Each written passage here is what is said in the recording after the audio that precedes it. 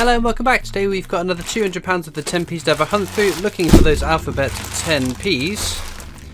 Hopefully we get some good luck in these ones. Books we're looking to fill, 2019 is book number 1 of 2019. We've still not filled it. We're looking for the letters A, B, D, I,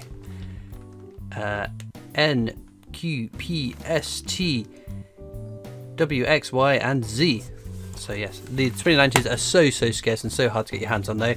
That's why we've started a new 2018 book. We're making some good progress. We've got the letters A and F and L, P and V. And will we finish our second 2018 book before we finish our first 2019? Who knows? But without further ado, let's get into some coins. Before we jump into the questions, just a quick reminder, my 50,000 subscriber giveaway video went up on Thursday, so be sure to go back and check that out. From the I got the joy of actually premiering it and watching everyone's reactions as I revealed the giveaway prizes, and people seemed really happy with those giveaway prizes, which I was quite happy with because I got worried that I was building up maybe a little bit too much anticipation about it, but it seems that everyone really liked it, so I'm really grateful. And again, massive thank you for helping me get to 50,000 subscribers. It's a bonkers number. Just the thought of 50,000 people have at some point seen my channel and decided, yes, I want to see more of that. So a massive thank you. It's absolutely amazing. There was also a montage of different clips, which I'm sure you guys have seen, yeah, it was great fun putting it together. Even the older clips that I thought, I hate looking back at my old videos. I hate looking back at my current videos. Once they're edited, that's it. They go out and they're gone from my mind. But there we go. Again, thank you very much. But we've got some questions still from my sealed £2 coin giveaway. So we're going to carry on through that. First up, we have my friend and fellow coin tuber Caledonian Coins, who asks, my question is, do you need a hand looking after any of the bags? So I think I actually kept a bag. Did I trade with Callie? I think I might have. I can't remember. I'm trying to rack my brains when I last saw him and if I took any with me. I can't remember. If not, Callie, you message me and we'll sort you out. Dickie T says, as always, you're a top family channel and a gent for a first class giveaway competition. Question: if a scientifically important planet was discovered, which would be as well known as the planets in our solar system forever, and you were given the honour to name it, what would you call it? Wow, what would I call a planet? Wow. I don't know. I have no idea. That's so tough. That's really hard to think of something off the top of my head. I would name it. Think of a nice, my favourite Star Wars planet. Maybe we'll name it after that. So have some real Star Wars, having some Star Wars in our little solar system, galaxy, wherever this new planet is. So, now I've got to think of my favourite Star Wars planet. I've just led myself down a winding, snaking path of not knowing how to answer a question. A planet I can never remember how you pronounce it. It's the homeworld of the Chiss race in Star Wars. It's probably some of my favourite characters, being Grand Admiral Thrawn. So Cassilia, Csillia or LA. I can't recall off the top of my head what the planet's called, but I'd name it that in honour of my favourite fictional planet. Saz says, would love to win. Question: Christopher, what is your favourite sound and smell? These are some weird questions for you. Wow, my favourite sound. I know my least favourite sound is whatever my alarm clock is at the moment. I have to keep changing because otherwise I get immune to the sound. But favourite smell, fresh laundry is a pretty good smell. Or baked bread or cakes that have just been cooked. Those kind of nice smells. Or McDonald's fries that have just come out of the the cooker. Favourite sound though, it's got to be some music, hasn't it? Really. I guess the opening to Let's Dance is probably one, or Sound and Vision, because when I was commuting back from work, that was the first song that would come on my iPod when I had the iPod plugged into my stereo on longer drives home, and that was Sound and Vision. So those opening bars, dum dum dum. It's a very bad impression of it. But yeah, Let's Dance again. That was the CD I had in my car on the drive home from work on shorter journeys when it wasn't worth plugging my iPod in. So probably those two, the opening bits of those songs. Oliver X says, "What a great idea! I would genuinely love any of these coins. I was very inspired by you. I don't have a Navy centenary yet, so would be out of this world. Thank you for the content. My question is, why did you start collecting and when?" So I've collected coins on and off since I was a kid. I can't recall the very first coin that got me interested. It's really annoying because I would love to know what that coin was. But why collect? I guess why do anything? Why do anything that if it's the enjoyment, the fun, the excitement, new coins, whether they are released in circulation or not. They're better when they go into circulation, but it's out of my hands. It's even out of the Royal Mint's hands. So yes, it's the joy of the hunt, the excitement of not knowing what you're going to get. It's a bit like people have compared it to opening packs of Pokemon cards or football stickers, things like that. But I get them for face value. They're always going to be worth face value. Worst comes to worst, I could pay them all back in and get exactly what I paid for them. So I guess it's gambling without the risk, I guess. Let's have a look. Kevin Power says, "I would love to win one of these bags. My question is, if you could design a different shaped coin, what would it look like?" An interesting shape. We've got all our coins are circular, so a new denomination, well, the circular or they're relatively circular. I love those scalloped coins you get in different parts of the world, or square coins. They're just so different and unique. I think a scalloped coin would be very, very welcome in our change. I think it'd be really cool. And there'd be a talking point as well for people that maybe aren't interested in coins. You get a scalloped coin in your scalloped coins as well. For those that aren't aware, are the sort of bumpy coins. They look like, I don't know, flowers or whatever. But yeah, that would be a talking point. Get one of the change. You go, what on earth is that? Look at the shape of that. Isn't that cool? And I think that would be really, really neat. Alfie Jones says, "Great giveaway. Do you think the Team GB 50 pence will come out in a single bunk pack or be an annual set exclusive?" For 2020, which is the year it was going to be released, it was an annual set exclusive. But there was the intention to release it on its own when the Olympics happened, obviously. But the Olympics got postponed because of all the madness of last year and is supposedly going to be happening this year. And I'm sure I read an article that said if the Olympics can't go ahead this year, then they will ditch this Olympic Games and move on and leave it to roll on to the next, be 3 years, won't it? Because it's every 4 years in usual times. But if the Olympics happen, yes, it'll be in bunk, it'll be in silver, it'll be in gold, whatever, blah blah blah blah. But if the Olympics doesn't happen this year, who knows? Maybe they'll release it as a sort of it's such a cool design and everyone wants it, and I think it'd be really, really cool, especially if that goes into circulation. Holy Toledo, how cool would that be? Norm Iron says, "You got me into coin hunting. Do you think we should have a 25 pence coins like quarters in the States? And if it's time to say goodbye to pennies and 2 pennies?" Leave the pennies alone. I need to get to my world record before you steal away all the pennies. But yeah, I mean, I would agree. 25 pence, it's a good sort of denomination in terms of being used, I guess. And it's a low denomination, so it's a good sort of entry point to collecting. And if the more different coins we can have in our change, the more commemoratives we can have, the more I can collect, the better. So yes, I will sign that petition.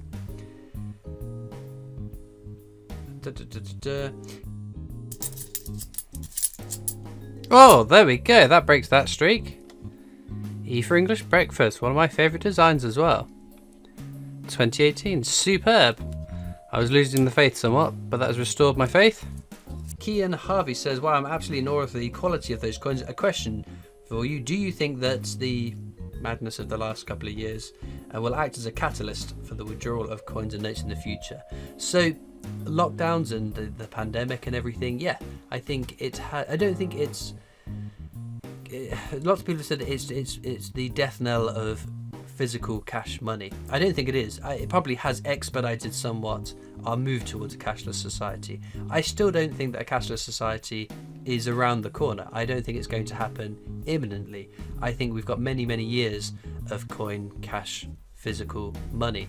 There's so many parts of our country, our communities that are so dependent on cash. So whether it's small businesses, whether it's vulnerable people, the elderly, and it is sad that there are lots of places where people are unable to get cash, actual physical cash, with the closing of bank branches across the country. In fact, my previous employer, TSB Bank, it wasn't just now. It was fairly recently news, has announced a massive culls of branches across the country, which is really sad because when I worked for them, it was all about being a hub for the community, about being a challenger, about opening these new branches and supporting local communities. The idea that there were a couple of places where the branches were the last bank in the town and they would hold on, and I guess the idea is that the bank would be rewarded for supporting their local community. And in these swathes of closures, lots of branches I used to work at, and places I know that there aren't many other alternatives are closing. So yeah, it's the way that retail banking is going. Unfortunately, we are losing bank branches considerably. Even if I think about locally to myself in Basingstoke, all the banks that used to be here, the variety, not just the number of branches, but the variety of banks, because they've all been gobbled up and swallowed by one banking group or another, or owned by these massive conglomerates. So yeah, I think it's a real shame. But I don't think I think we still will see cash for some time. Anyway, I'm getting into a bit of a rant there. Let's have a look. There's people wishing me the best. WWE Alanado 1989, one of my earliest subscribers. I think definitely in the first 5 or so, and the first person that wrote into my PO box too. So it's amazing to see that you're still watching it. Now we've got 50,000 subscribers. So thank you very much. What 50p coin and £2 coin do you have the most of? So the very common ones obviously go back to the bank so I can get more coins out. So it's not Benjamin Bunnies, it's not the VE Day anniversary £2 coin. For 50p's, it's probably 2008 Britannia, although I would imagine Mrs. Tiggy Winkle and the Christopher Ironside are probably catching up if they haven't already overtaken. Possibly Brexit too, because I've kept all my Brexits. My thought is that Brexit's going to be quite a high minted coin if the indicative mintages are correct, so they'll probably all go back to the bank, and I keep my diversities. I think if it's around the 2.5 million that we're anticipating, I think that would definitely be worth keeping. £2 coins, what I've got the most £2 coins of, it's probably Golden Guinea or Robert Burns, I would hazard a guess at. Let's have a look. Lots of people are saying thank you. Degrifster, again, another long-term subscriber and frequent commenter, and person who sent stuff into the PO box too, says, do you think the mint is cashing in too much during this popular coin collecting era and issuing too many sets which could devalue our collections? I don't think that's the intention. I don't think the release of lots of commemorative designs is purposely done to line the mint's pockets. I'm a bit of a give the benefit of the doubt kind of person. I think the way I would prefer to look at it, even if they are minting more commemorative coins than previously, the Royal Mint are then celebrating the even more amazing people, amazing events, amazing institutions, British icons now, and I think that's really, really cool, and I think it's really important that they keep doing that. The fact that they are, also not even the fact, if it is the case they are minting more commemoratives, that just means there's more opportunity for these awesome things to feature on coins, to celebrate what is great about the United Kingdom. And I prefer that to be the way. I would always prefer things to be celebrated and commemorated on coins, even if it means they don't go into circulation. I would love every commemorative coin to go into circulation. That I think everyone else would agree with me.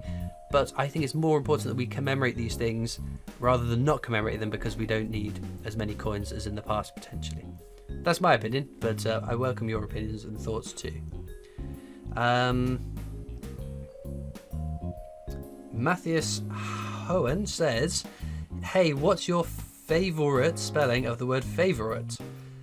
Favourite. That's one of the ones I always get wrong, because unfortunately in this world we're spoiled. My mental arithmetic has been shot to pieces because you've always got calculators at hand. You think, I've got a calculator on my laptop that I'm recording the audio through, my tablet, my phone, my I don't know, I was about to say my watch, but my watch doesn't have a calculator. But yeah, so many calculators about that. Yeah, arithmetic is spoiled, and spell check has ruined my ability to spell things. I think favourite has a U in it, doesn't it? Or does it not? I don't think it does. It does it. I'm looking at them both here because you spelled them with a U and without a U. I think with a U is right, yeah? Because favour, F-A-V-O-U-R, so favour, I don't know, spell check.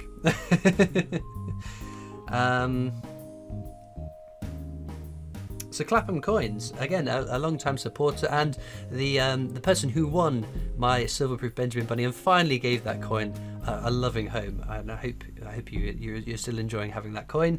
Says, I would love to win. Keep up the good work. Even though we are in lockdown and have extra free time, I must admit I have a huge backlog of your videos to watch as I've been revising for my university final exams. Well, that's exciting, and I hope your university final exams went well and you got everything you wanted to achieve, and because this was 11 months ago, so I hope that you're doing something now that you really enjoy. Sean Matthews says, what inspired you to collect coins, and if someone you knew took a rare coin and used it to buy a bar of chocolate, how would you react and feel? Your videos are satisfying and relaxing, as are the live streams. Well, thank you very much. The live streams I haven't done for a while, and people keep asking, and I've got no plans as of yet to return to them, because the live streams, I loved doing them and I really missed doing them, but it was the smallest change to the channel that would have the biggest impact on my life in terms of having free time, and I haven't quite figured out a way to bring it back in a way that still suits me having personal free time, I guess. So yeah, a pin in that one for now. What inspired me to collect coins? I don't really know. I've just collected coins on and off. I guess my father was a bit of an influence because he collected annual sets of coins, so that got me interested in looking at coins. I've always been a bit of a collector of things though, so that could be part of the reason too. If someone I knew spent a rare coin on the chocolate bar, how would I feel? I'd feel great, because that means there's one more out there that I can find, so I think that's great. But that being said, let's get back to the coins. Well, there we go, finds for today. The E from 2018 is a very, very nice find, and a new one for the book as well, which is lovely. This jersey with 10 pence, fairly common, year 2014, 210,000, so actually fairly low mintage, the same mintage as Kew Gardens, bizarrely enough, but yeah, that is actually, looking at the mintages, the lower of the 4 years of this coin, 2012, 14, 15, 16, so that's a pretty nice find. The E is a new one for the book though, so let's get that one in. It's a joy to be able to do this. Whoops, we can get the page over. Ticking off another one on the first page, let's go the right way around. There we go. Super stuff. Well, it's always nice ticking them off. That's always an added bonus. For those that watch this finds video though, you might be interested to know that I've got a Discord server. If you're over the age of 13, you can come join that. Links down in the description. Alternatively, you can catch me on Facebook, Instagram, Twitter, TikTok, and there's always the PO box you can write into if you so wish to. But as ever, all that leads me to do is thank you so much for watching. I hope that you've enjoyed, and I'll see you next time for more coins. Bye.